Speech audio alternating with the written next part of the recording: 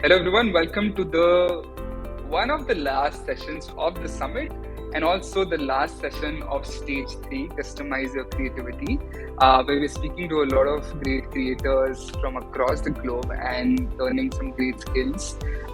In this session, we have Maithili Joshi with us, who's an illustrator and designer and a content creator. She's based out of New York. She works as a full-time book designer, and we'll get into the depth of what she does and the work that she has been doing. But Maithili, yes, how about we do like a quick, just small introduction about you? Tell us where are you based out of, where you're working currently. We know we have done a lot of talking about being a Punekar and how we enjoy that city. But anything else apart from that that you can share with the audience before we begin into the presentation? Okay. Hi everyone. My name is Maithili, and thank you, Pawan, for like the really generous introduction. And thank you everyone for being here. So I'm a full-time book designer at Scholastic. I work mostly with middle grade and young adult book covers, and then I also am a freelance illustrator, and I primarily work with like picture books and like middle grade covers. So that's basically my profession, and I'm based out of New York. I moved here for college, pursued Bachelor's of Fine Arts from School of Visual Arts, and I graduated like 3 months ago. So it's all very recent. I'm very young and fresh in this industry. No, but I think we're going to have like a great chat today. Folks, here's the format of the session and the flow of the conversation. So Maithili has a presentation for us, which I am also personally really looking forward to. And we'll use the last 5 to 10 minutes for audience Q&A because she's also a freelance designer and illustrator herself while having a full-time job.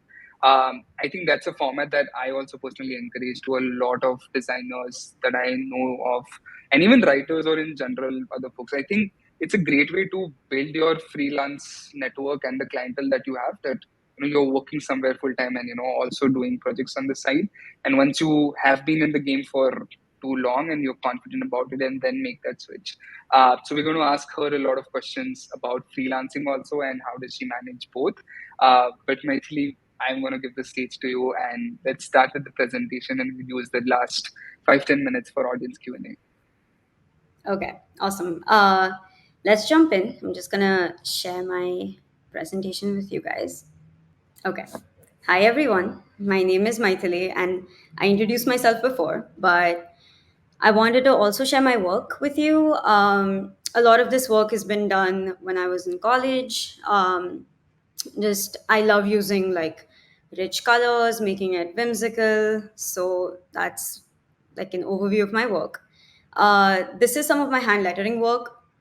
And funny story, the last image, A Touch of Magic, was my design exercise for applying to Scholastic. So, again, reiterating, I'm a junior designer at Scholastic. I work with middle grade and young adult book covers. I'm also a freelance illustrator, rep by Cat Agency, which means I have an agent who sort of handles my picture book projects. And now to talk about what we're here for, book design. So, before we jump into the entire process, I want to kind of give an overview of how the publishing industry works. I'm just going to take a gulp of water real quick. Okay. Um, so, know that there are a lot of cool people involved. And if I note each and every person, it might get a little crowded and confusing. So, this is just like a very basic overview. So the author writes the manuscript, writes a story, sends it to the editor, who's in charge of compiling it together into a manuscript that will be published as a book.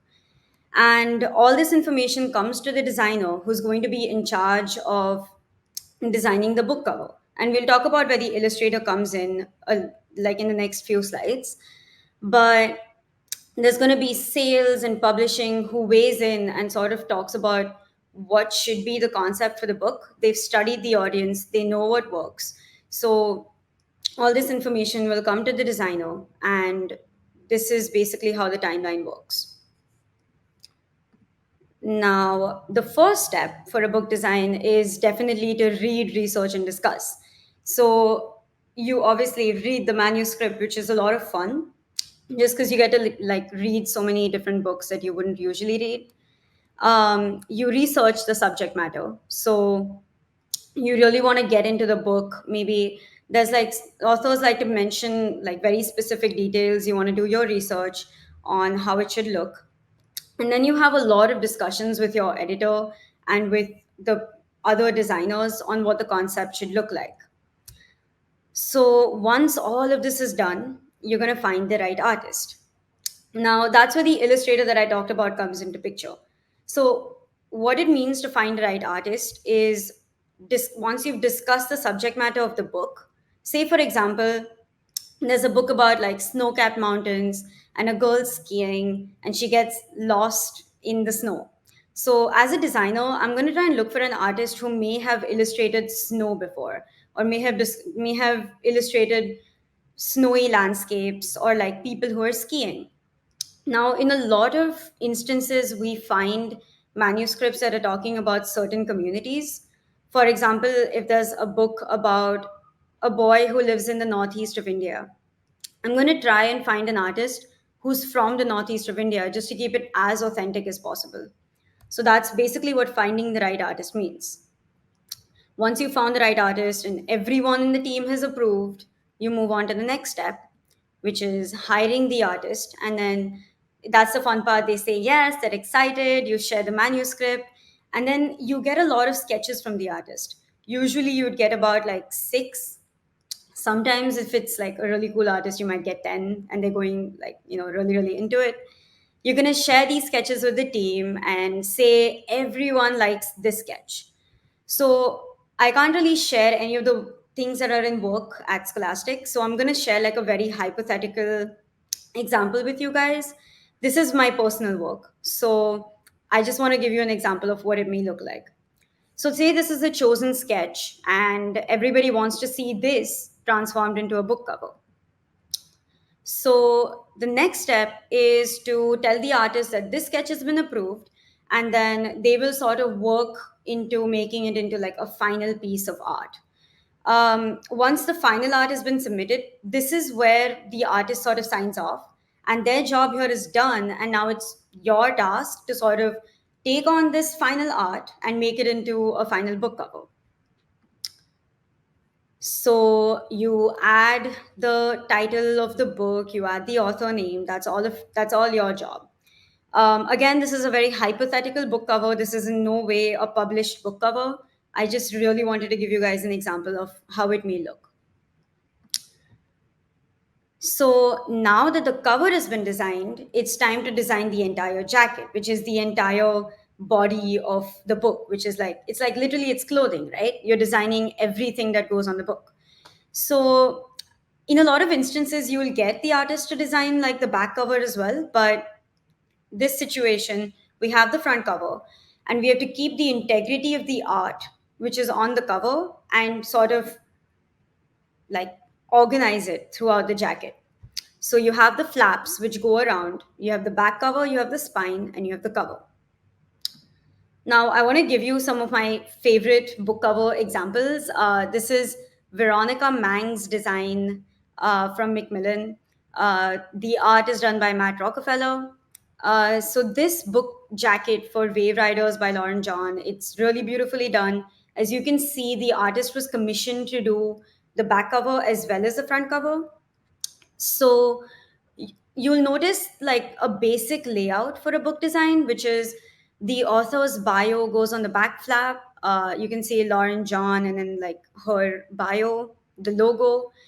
If it's a renowned author, on the back cover, you might have other books written by the author. We're trying to like grab the audience's attention when they pick it up. They're going to pick it up and say, oh, maybe this is going to be a good read because there are 3 published books. The spine will always have the author's name on top. You'll have the title, book title in the center, and the logo at the very bottom, as you can see. The cover is what we had designed, and the front flap will have a synopsis of the book. Now, this second example is this beautiful book cover designed by a colleague of mine, Maeve Norton, at Scholastic Press. Again, you'll see the similar like book design skeleton, right? Author bio at the back flap, a little bit of like the book on the back, the ISBN barcode and everything, and then similar structure, right? So you might be wondering, like, how do I figure out what goes on like the back flap, and how do I know what goes on the front flap? um, don't worry, it's not your job.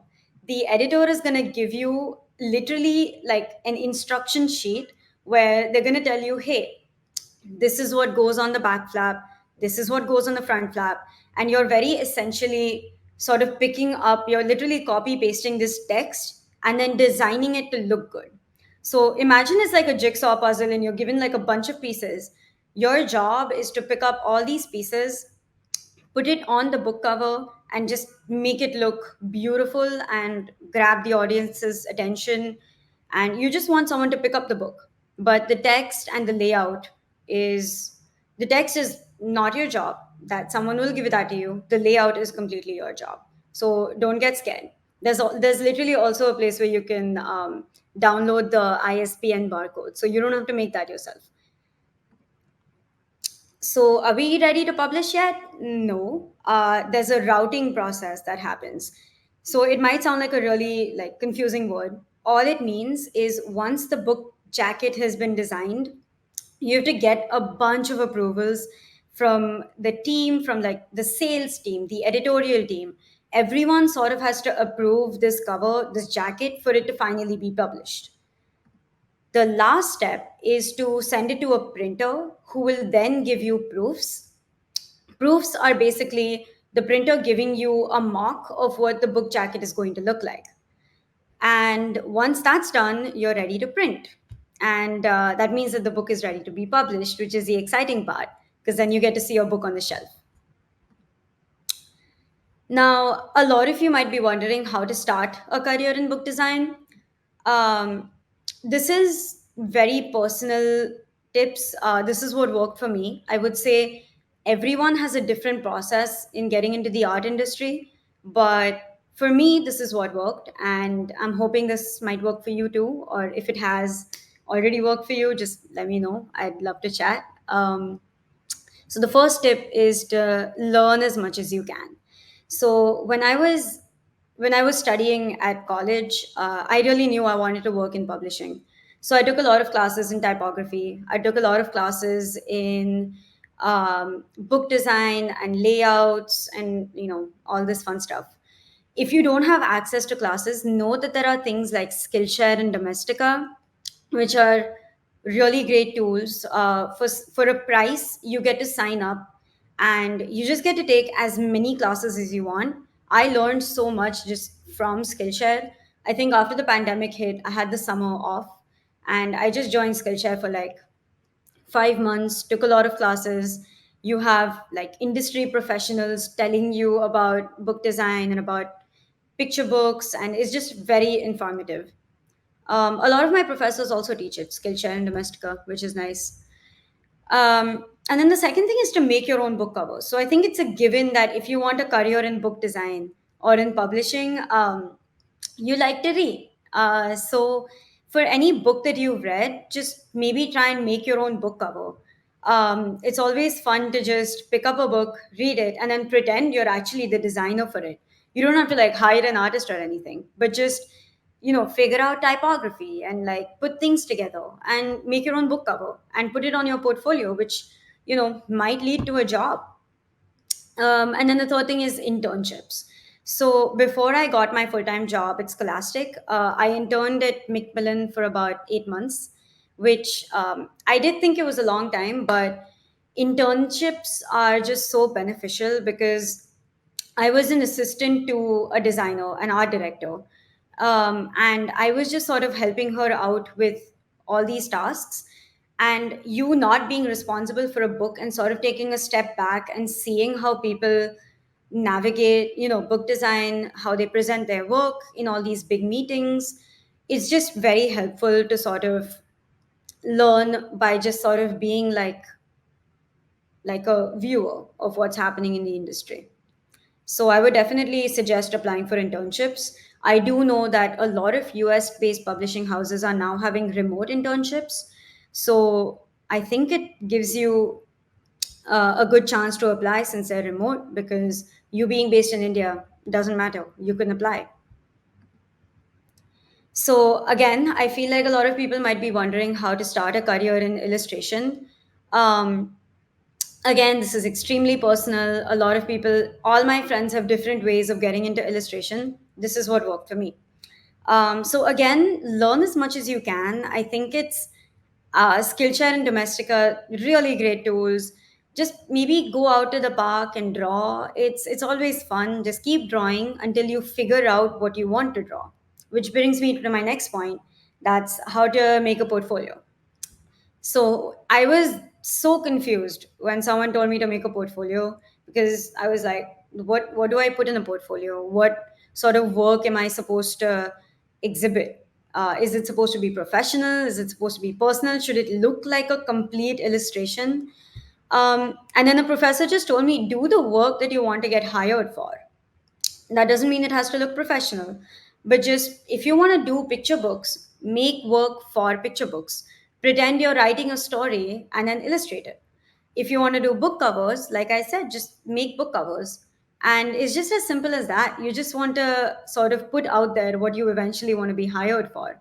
Because when people are looking to recruit or hire illustrators, they're going to, like I mentioned in my finding the right illustrator, if I have something about snowy mountains, I'm going to look for someone who's done snowy mountains before.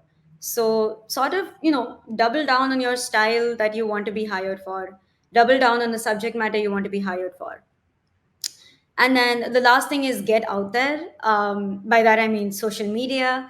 I think Instagram and Twitter are just really great tools. I do know that I got my job through Instagram because I started following one of the art directors, and it just happened so that they were looking for a new designer on their team. And so it's funny how Instagram works, and emails, attend events like this one, postcards. I think sending out postcards is a really fun way to put your work out there in like a physical format. If you can download the mailing addresses of different publishing houses or different art directors or companies that you want to work with, you can just send a physical mail with like a little postcard, which is like a little postcard with your work on top of it and your contact details, of course.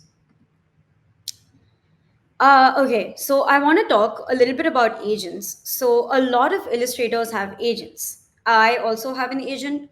What an agent basically does is anytime you get an offer to do a picture book deal or any sort of illustration deal, they will sort of help you contract wise, negotiation wise, make sure that your money is coming to your account and all that stuff, right? And also, I don't know if a lot of agents do this, but my agent has been great at like reviewing my sketches, giving me a lot of feedback on my work, what I should, add into my work, what I should remove, what I should really like focus on. So I think having an agent is a great way to navigate your illustration career.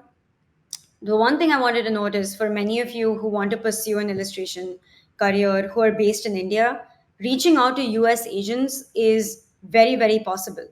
I know a lot of agents who represent artists who are based in France, India, Indonesia. So you don't have to physically be present in the US to have a US based agent or a UK based agent or a French agent. Reach out to any agency which you feel like you would like to have represent your work. Share your work with them. There'll always be a contact detail sheet. So share your work, see what they say, ask for a portfolio review. And I think it really might help you with your illustration career. And then the last thing is patience, of course. It's all going to happen when it does. I had so many panic attacks in college, not knowing what to do because this art industry is confusing and scary and intimidating, overwhelming to say the least. But just be patient, put your head in your game, just do your work, and keep going. There's always going to be something that comes your way. There's a place for all of us. So that is the end of my presentation. Um, Thank you all. Wow, I'm already seeing in the chat people are writing great presentation, very informative. It was lovely. Um, and I'm going to quickly jump to the Q&A tab as well and just skim through first what sort of questions there have been. And there are quite a few, but people who are right now in the chat, let's bring our GIF game back and let's show mentally the thing that I was talking about since morning, how we are doing our GIF game. Um, okay, Maithili, I think this one question where Priyanka is asking about how was your experience with studying. I don't think so, it was fine arts, but how was your experience of studying abroad? Um, it was okay. So I moved here, say like 2018. So a lot of my experience was actually like pandemic based. All our classes went online, but I'll give you like a basic structure of how our classes are. So, in the first 2 years, you're learning techniques. You're learning basically how to draw. We just make these like big drawings, big paintings. We're finessing our skills. And in the last 2 years, you're basically told, hey, what do you want to do when you graduate? They give you like all these avenues. So there's book design, there's illustration, there's editorial, political design. And then based on what you want to do once you graduate, you have like a bunch of classes that you get to choose from. So I took classes in picture book design, I took classes in book design. I did also take like a caricature class. So you have just like a bunch of classes. You pick the ones that you think will help you in your career, and that's like a very technical experience. Otherwise, it was a very enjoyable experience. Everyone is talented. You're studying with just like these extremely creative and talented people who come from all over the world. And you make a lot of like really good illustration friendships, and you feel like you belong in a community, which I think is extremely important when you're in the art industry. Got it. There's another question. I think this might be a little specific to the Indian scenario. Why most of the publishing firms hire illustrators as interns or freelancers? I think this probably happens a lot in India. But you tell us your experience. Is this something that you have observed? Yes, so that's actually a good question. I did want to mention this. So when I was living in India, I interned with Tulika Publishers, and my job there was not really related to book design.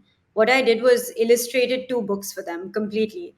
Um, so I don't know why that happens, but I would say it's a really good thing because you get to like really take on a job without being like a temporary like hire who doesn't really be get to be a part of the company. My experience at Tulika was just like I was living in Chennai for 2 months, which was really fun.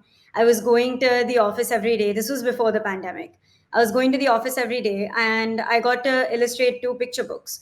And I guess I was hired to do one, but I finished it early. And since they already had me hired for like 3 months, they said, just do another one since you're already here and we're paying you.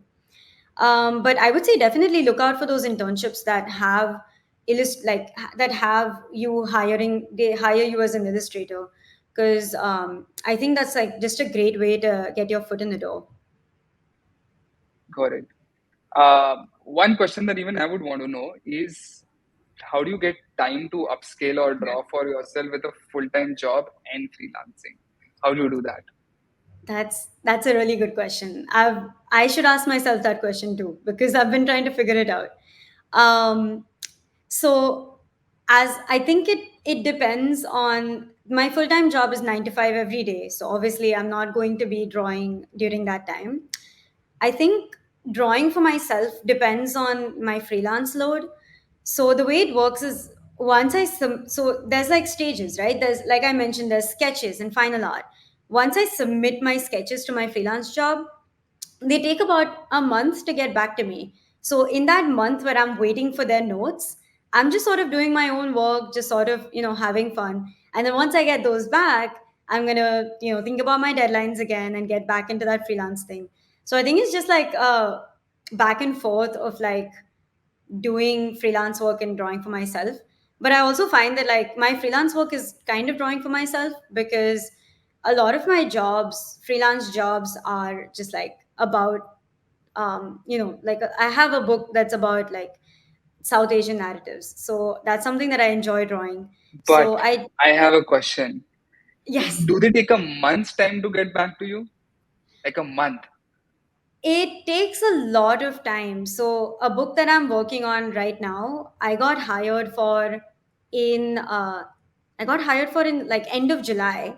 It's going to be published in 2024, April 2024, but now it might be like later, like summer 2024. So this is a very very very long process, because there's just like they handle so many books, so they'll come to mind like on a schedule. And again, like I mentioned, the publishing process, your you have to get everyone's approval before you move forward.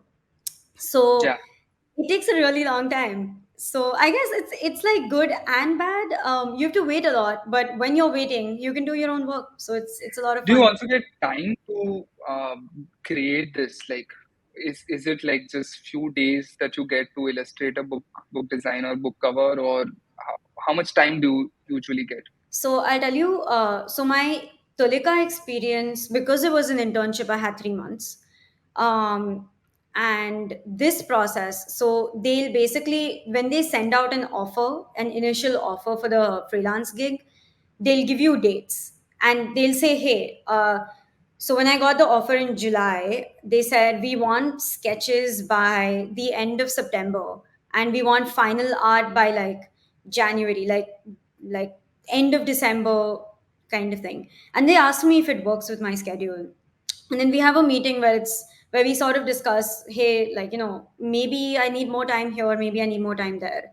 For example, another book that I'm working on, they've sort of pushed the deadline forward because it took a lot of time for them to get back to me on my sketches.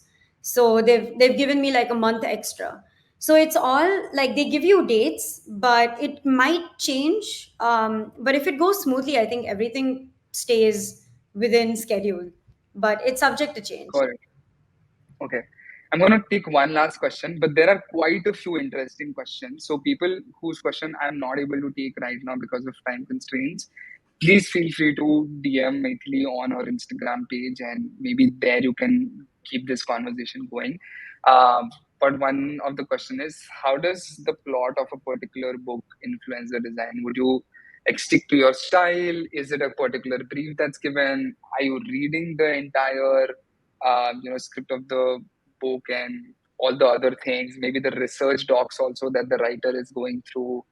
What's really your process of designing the book or the cover? So I would say, so there's so many factors that comes into the book design.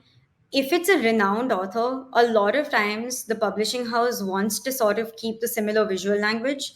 So a book I'm working on right now, um, the author has written books before and they've been like super hits, right? So they want to keep the second book also similar to what the previous book looked like.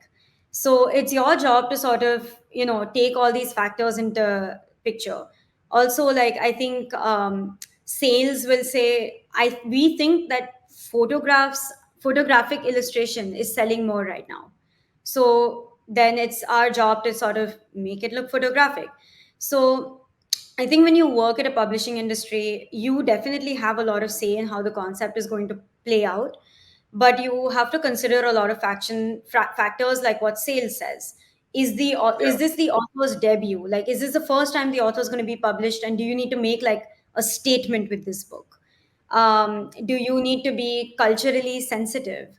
So there's all these factors that sort of play into what the concept should look like eventually for the book. got it. I think we clearly misjudged that this would be like a half an hour session. This is not. This topic, There's in so fact, much. needs, yeah, it needs a It's lot been more time. Yeah, I've talked to people, like I've talked to like colleagues of mine who've been in the industry for like 8 to 10 years, and they're like, we still learn so many new things every single day. So Yeah, don't worry to be like, you're if you're confused, do not worry. There's just endless amounts of things to learn. And every day is a new day. We have new authors, we have new illustrators. So there's always scope of like new visual language, which is always fun. Yeah, yeah. And folks, if we have not addressed your questions, please don't be disheartened about it. You can just DM Maithili directly on her Instagram page, and she'll help you answer and get clarity on some of these thoughts that you have. But thank you so much, Maithili. I think this was really, really interesting.